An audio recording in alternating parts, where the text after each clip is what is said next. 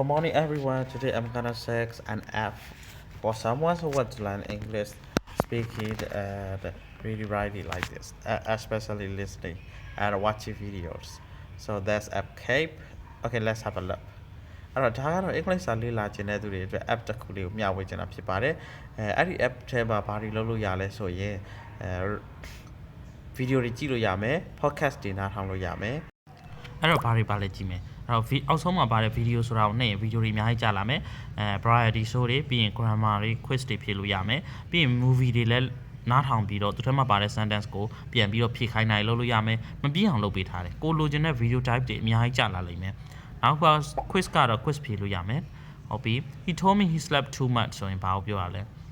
he said သူအိတ်နေတယ်ပေါ့နော်အိတ်လွန်နေဆို he said he overslept overslept ဆိုတာ slept too much နဲ့အတူတူပဲပေါ့နော်ဟုတ်ပြီနောက်တစ်ခုကဘာလဲဆိုတော့ class ဟုတ်ပြီ class ထဲမှာကကိုကြိုက်တဲ့ video တွေနားထောင်မှာဆိုရင်ကိုကြိုက်တဲ့ level ရွေးလို့ရတယ် beginner လား elementary intermediate ကြိုက်တာရွေးလို့ရတယ်ကြိုက်တဲ့ video တွေနားထောင်လို့ရတယ်အဲ့တော့နေ့စဉ်ဒါအင်္ဂလိပ်အသုံးတွေကပြီးရင် verbs တွေ 100 sentence like this ပေါ့နော် AI tutor ကတော့ AI နဲ့ practice လုပ်လို့ရတယ်သူက correction အပေါ်ပထမအစတော့သူက free ပေးတယ်နောက်ပိုင်းမှာတော့ set ရအောင်နော်အဲ့တော့ဒါလေးကတော့ဘယ်လိုပဲဖြစ်ဖြစ် video မျိုးစုံနဲ့reading writing တွေရောကိုယ့်ရဲ့ quiz တွေဖြေရင်းနဲ့အင်္ဂလိပ်စာတိုးတက်လာမှာပါဒီ video လေးကိုကြိုက်နေတတ်တယ်ဆိုရင်တော့ follow လုပ်ခဲ့ဖို့မမေ့နဲ့နော်